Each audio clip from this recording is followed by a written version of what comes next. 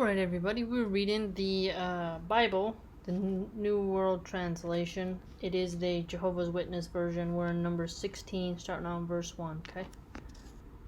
And Korah, the son of Izhar, the son of Kohath, the son of Levi, proceeded to get up, together with Dathan and Abiram, the sons of Eliab, and on the son of Peleth, the sons of Reuben, and they proceeded to rise up before Moses, they and 250 men of the sons of Israel, chieftains of the assembly, summoned ones of the meeting, men of fame. So they congregated themselves against Moses and Aaron, and said to them, That is enough of you, because the whole assembly are all of them holy, and Jehovah is in their midst. Why then should you lift yourselves up above the congregation of Jehovah? When Moses got to hear it, he at once fell upon his face. Then he spoke to Korah and to his entire assembly, saying, In the morning Jehovah will make known who belongs to him, and who is holy, and who must come near to him. And whoever he may choose will come near to him. Do this: take fire holders for yourselves, Korah and his entire assembly, and put fire in them, and place incense upon them before Jehovah tomorrow. And it must occur that the man whom Jehovah will choose, he is the Holy One. That is enough of you, you sons of Levi. And Moses went on to say to Korah, Listen, please, you sons of Levi. It is much a little thing for you men that the God of Israel has separated you, men, from the assembly of Israel, to present you to himself to carry on the service of Jehovah's tabernacle, and to stand before the assembly to minister through them. And that he should bring you and all your brothers, the sons of Levi, with you near, so must you men also try to secure the priesthood. For that reason you and all your assembly who are gathering together are against Jehovah. As for Aaron, what is he that you men should murmur against him? Later Moses sent to call Dathan and Abiram, the sons of Eliab, but they said, We are not going to come up. It is so little a thing that you have brought us up out of a land flowing with milk and honey to put us to death in the wilderness, that you should also try to play the prince over us to the limit. As it is, you have not brought us into any land flowing with milk and honey, that you may give us an inheritance of field and vineyard. It is the eyes of those men that you want to bore out. We are not going to come up. At this Moses became very angry and said to Jehovah, Do not turn to look at their grain offering. Not one male ass have I taken away from them, nor have I harmed one of them. Then Moses said to Korah, You and all your assembly be present before Jehovah, you and they and Aaron tomorrow, and take each one his fire holder, and you men must put incense upon them, and present each one his fire holder before Jehovah, 250 fire holders, and you and Aaron each his fire holder. So they took each one his fire holder, and put fire upon them, and placed incense upon them, and stood at the entrance of the tent of meeting, together with Moses and Aaron. When Korah got all the assembly together against them at the entrance of the tent of meeting, then Jehovah's glory appeared to all the assembly. Okay, so Jehovah was appearing to everybody. Jehovah now spoke to Moses and Aaron, saying, Separate yourselves from the midst of this assembly, that I may exterminate them in an instant. At this they fell upon their faces and said, O God, the God of the spirits of every sort of flesh, will just one man sin and you become indignant against the entire assembly? In turn Jehovah spoke to Moses, saying, Speak to the assembly, saying, Get away from around the tabernacles of Korah, Dathan, and Abiram. After that Moses got up and went to Dathan and Abiram, and the older men of Israel went with him. Then he spoke to the assembly, saying, Turn aside, please, from before the tents of these wicked men, and do not touch anything that belongs to them, that you may not be swept away in all their sin.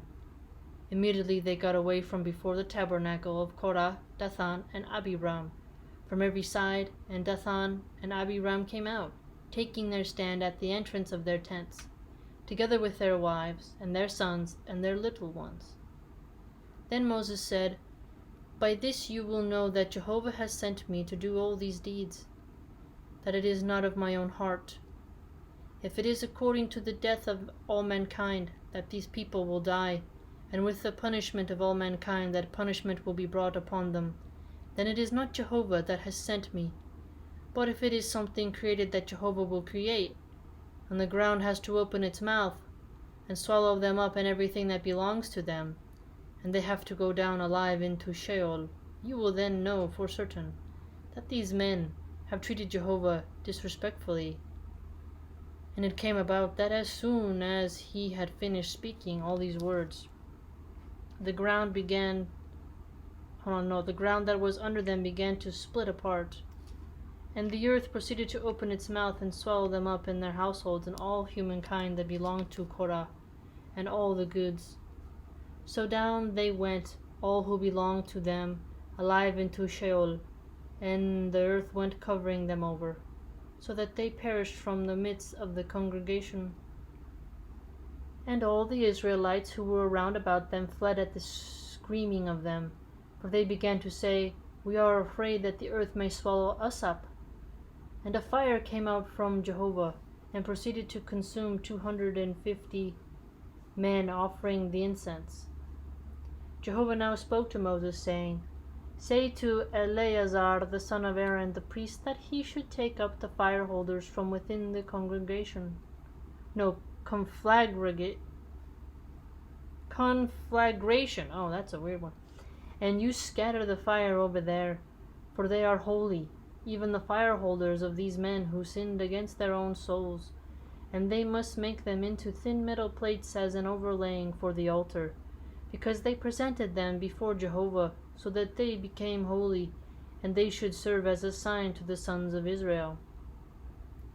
Accordingly, Eleazar the priest took the copper fire holders, which those who had been burned up had presented, and they proceeded to beat them out into the overlaying for the altar, as a memorial for the sons of Israel, to the end that no strange man who is not of the offspring of Aaron should come near to make incense smoke before Jehovah, and no one might become like Korah and his assembly, just as Jehovah had spoken to him by the means of Moses. And directly the next day the whole assembly of the sons of Israel began to murmur against Moses and Aaron, saying, "You men, you have put Jehovah's people to death." And it came about that when the assembly had congregated themselves together against Moses and Aaron, they then turned toward the tent of meeting, and look, the cloud covered it, and Jehovah's glory began to appear, and Moses and Aaron proceeded to come before the tent of meeting. Then Jehovah spoke to Moses, saying, "You men, rise up from the midst of this assembly, that I may exterminate them in an instant." At this they fell upon their faces.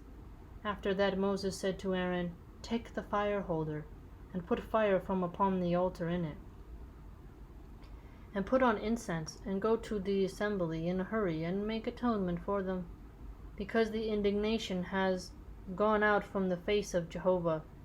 The plague has started." Aaron at once took it, just as Moses had spoken, and went running into the midst of the congregation. And look, the plague has started among the people. So he put the incense on, and began making atonement for the people. And he kept standing between the dead and the living.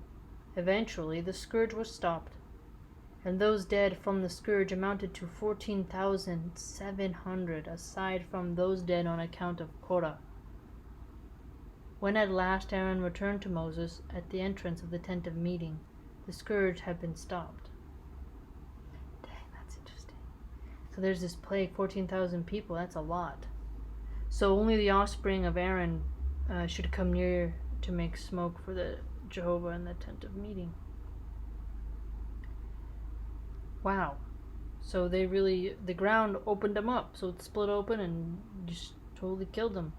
Kind of like what happens in a strange earthquake, right? A fire came out from Jehovah, and it consumed 250 men, consumed by fire and consumed by the earth. It's quite interesting. Into Sheol. Wow. Jehovah's glory appeared to the assembly, so appeared before them. Dathan, Abiram, the sons of Elab,